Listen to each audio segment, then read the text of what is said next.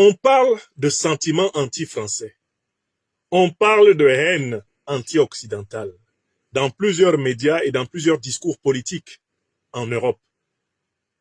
Alors qu'en réalité, il s'agit d'un réveil et d'un éveil des populations du continent qui, depuis 600 ans, a subi 4 tragédies atroces.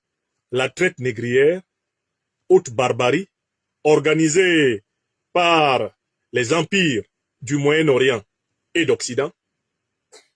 Ensuite, la barbarie coloniale, organisée par les puissances occidentales qui se sont partagées l'Afrique sans les Africains. Et après cette barbarie coloniale, la barbarie impérialiste, dont l'une des conséquences est bien sûr l'implantation et le soutien aux pires dictatures africaines, à l'intérieur desquelles l'homme africain est devenu le bourreau de son frère. Dans tout ce cycle que l'on peut placer entre 600 et 700 ans de tragédies perlées et remplies d'une cohorte de martyrs, comme le dirait le grand auteur-compositeur camerounais Djalalilon, de son propre nom Yves Beng,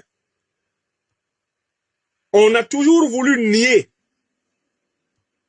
que les raisons pour lesquelles les Africains ne veulent plus de la présence militaire des troupes néocolonialistes françaises, des troupes occidentales et moyen-orientales sur leur sol, sont des raisons objectives, des raisons évidentes, des raisons incontestables, et que tous les peuples du monde qui un jour se sont battus contre la domination ont fait valoir les mêmes raisons, à commencer par le peuple français contre le nazisme et le fascisme, le peuple américain d'origine européenne en bonne partie contre la domination du royaume britannique, le peuple soviétique contre la tentative hitlérienne et mussolinienne de le soumettre, le peuple chinois contre la volonté de l'impérialisme anglo-saxon de l'éradiquer, y compris par l'usage criminel des drogues. Tous les peuples qui sur cette terre des hommes se sont battus pour leur souveraineté reconnaissent sans difficulté, s'ils ont la mémoire de leur parcours, la légitimité de la lutte africaine. La lutte africaine que notre institut a formulée en 4 points essentiels. Premier point, retrait total de toutes les troupes néocolonialistes et impérialistes du sol africain. Deuxième point, abolition, suppression totale de la monnaie néocoloniale et coloniale du CFA pour la quinzaine de pays qui sont encore exploités par cette escroquerie.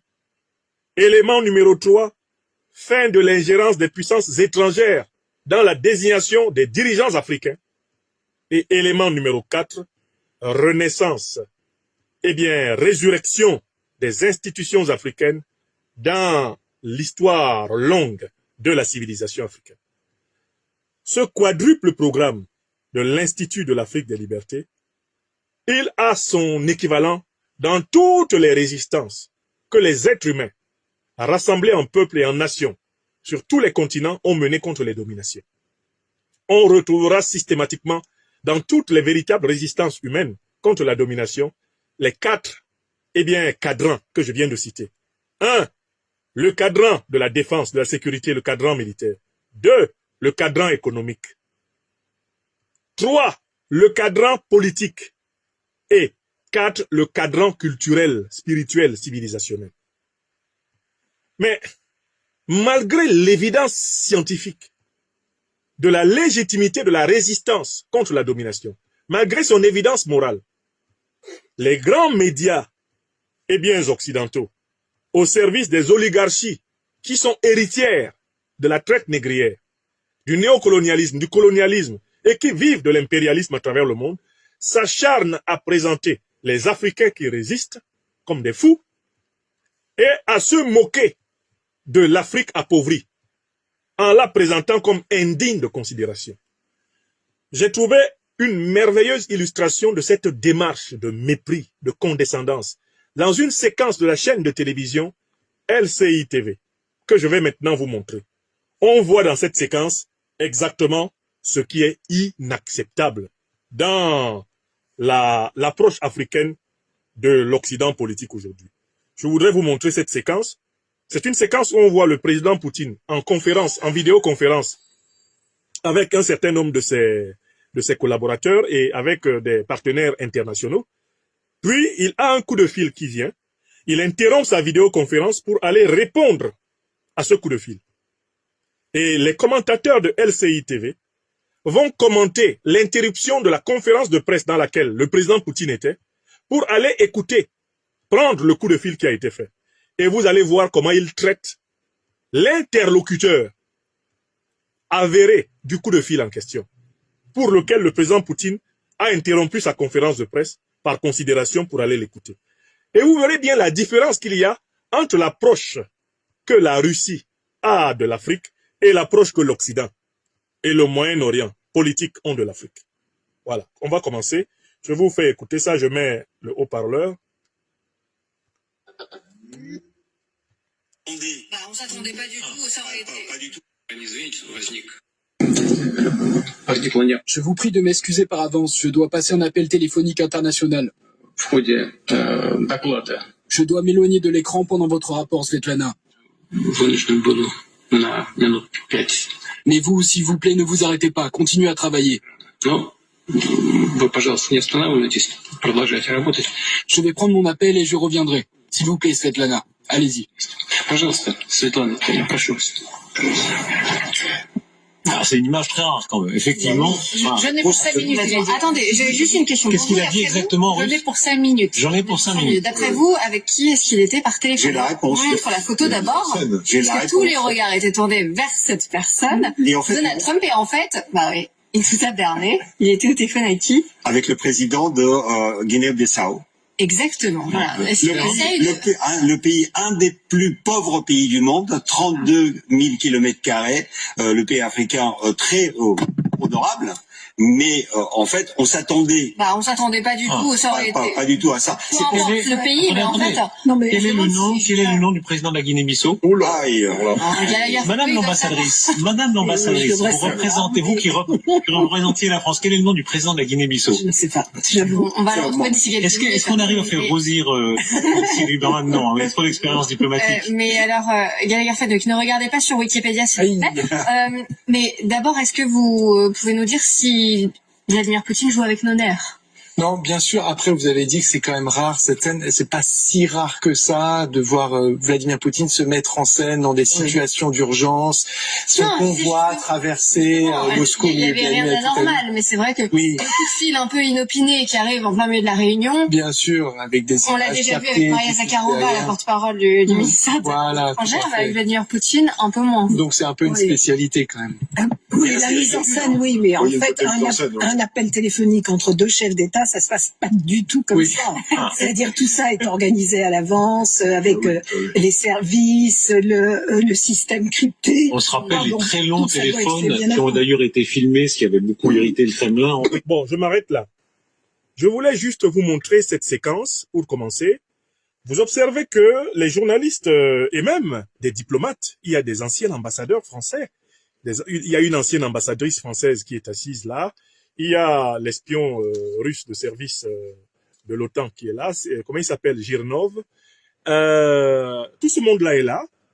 Et ce qui est remarquable, c'est qu'il se moque non pas de la méthode utilisée par Poutine pour, si on veut, mettre en scène sa conversation avec un chef d'État étranger, mais il commence par se moquer du pays. C'est un petit pays de 32 000 km². C'est un pays pauvre. Donc, en fait, on ne doit pas discuter avec ce genre de pays. C'est un pays africain. Et tout le monde se félicite de ne même pas connaître le nom du président de ce pays. Vous avez bien suivi la séquence. Oh, en fait, c'est ce regard-là que l'élite politique occidentale, la plupart du temps sur l'Afrique, et même celle du Moyen-Orient. En effet, l'ignorance de l'Afrique rime avec la condescendance envers l'Afrique. Moins ils connaissent l'Afrique, plus ils sont méprisants envers l'Afrique.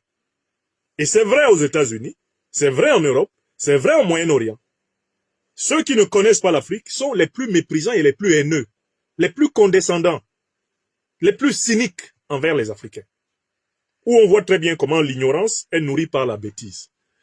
Mais il y a un deuxième enseignement à tirer de la séquence que je viens de vous montrer. Il n'y a pas que l'ignorance qui alimente cela.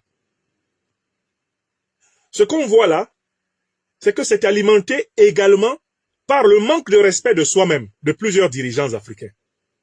Car en fait, celui qu'on méprise, on ne se rend même pas compte qu'il s'agit d'un des plus grands valets de l'Occident en Afrique de l'Ouest, à savoir Umaro Sissoko Embalo, le président de la Guinée-Bissau.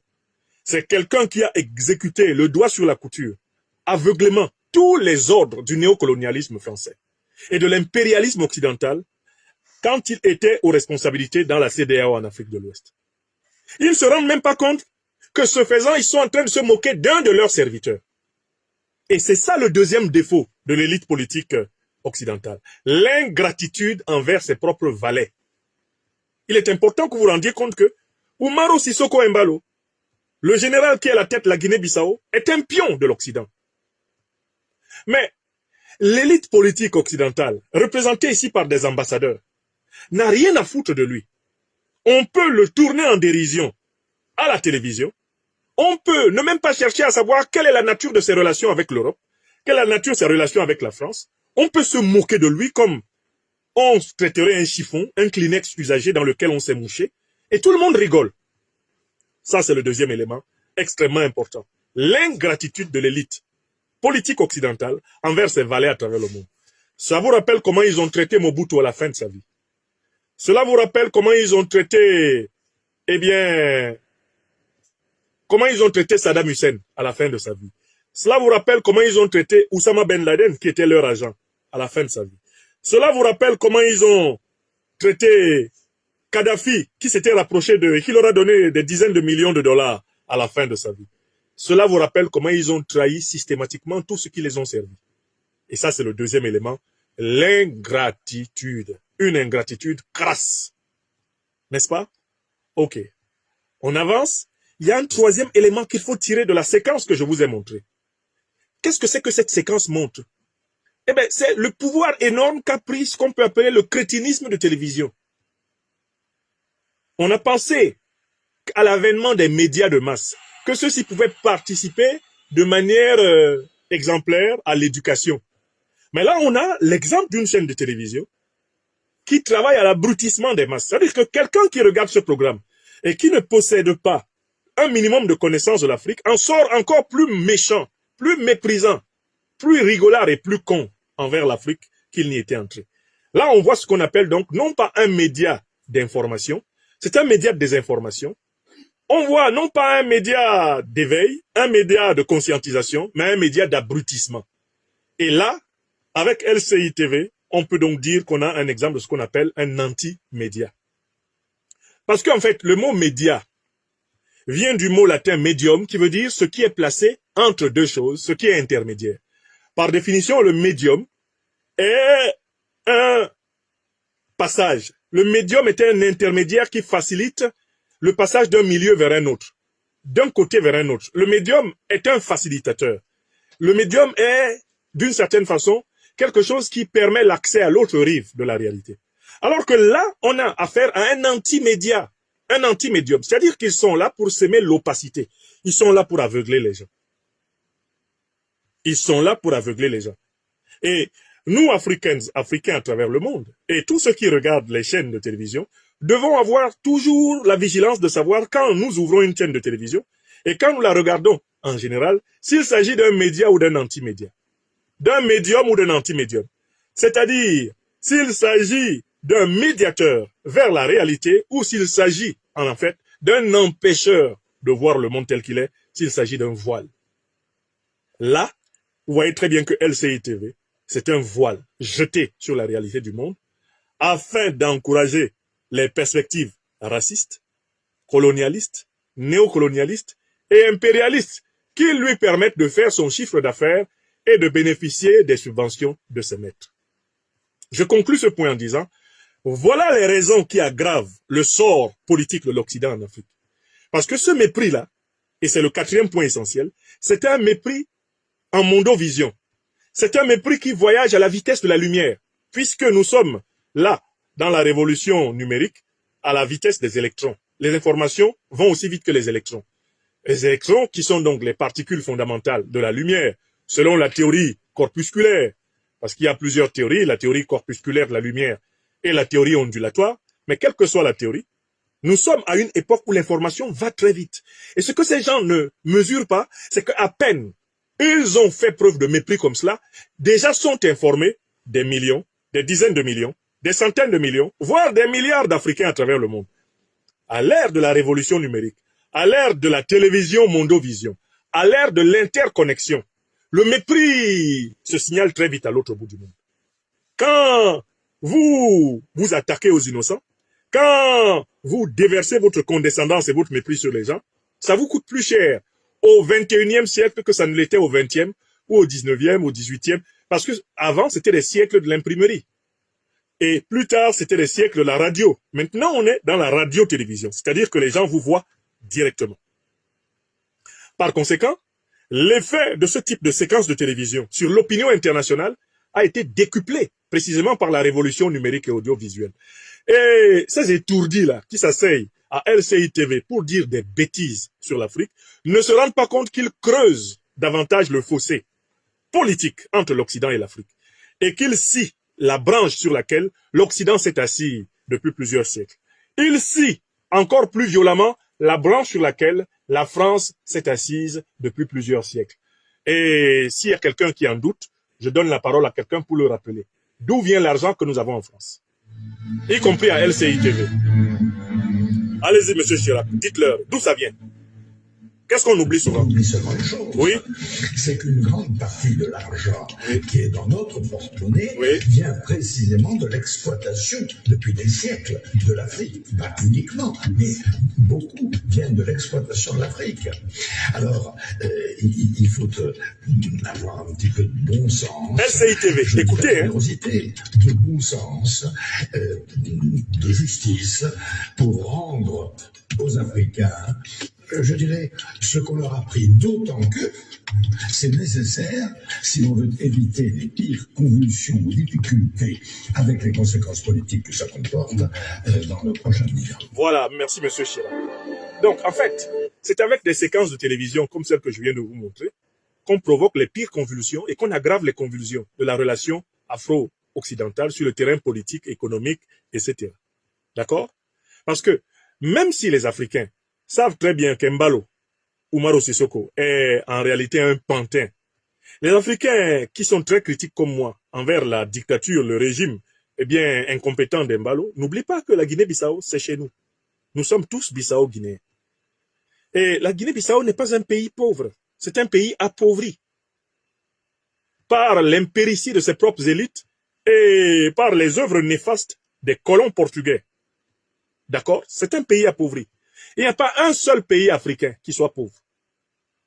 L'Afrique est le continent le plus riche du monde. En ressources naturelles, si vous voulez, en ressources immédiatement données par Dieu. Vous préférez cette formule si vous voulez. Quand Dieu partageait les richesses naturelles sur la terre, il donna la part du lion aux Africains. Sans doute parce qu'il savait que la civilisation africaine étant la plus hospitalière et la plus généreuse, les Africains accepteraient de donner un peu de leur bonheur à tous leurs frères humains, mieux à tous leurs descendants. Mais il ne faut pas exagérer. Quand vous osez dire aujourd'hui, au XXIe siècle, que la Guinée-Bissau est un pays pauvre, alors que nous avons déjà distingué la notion de pauvreté accidentelle de la notion de richesse naturelle, eh bien, vous savez, ou vous ne savez peut-être pas, que vous choquez des millions d'Africains. Les Africains sont conceptuellement, ils sont intellectuellement structurés maintenant pour ressentir, l'aberration de vos propos. Il n'y a pas, je le répète une dernière fois, des pays africains pauvres. Il y a des pays africains appauvris par la faute de leurs propres élites et par la faute de la domination étrangère. Voilà la réalité, par la faute sans doute aussi de la faiblesse de nos propres peuples qui, dans plusieurs situations, n'ont pas été capables de trouver une solution contre leurs propres élites et contre la domination étrangère. Ok, on peut partager les responsabilités, mais il n'y a pas de pays pauvres en Afrique. Il y a des pays appauvris. Vous devez utiliser, le participe passé ou l'adjectif qualificatif. Ok. Veuillez tout simplement vous abonner et activer la cloche de notification pour ne rien rater. Retrouvez KDV Africa sur YouTube, Facebook, TikTok.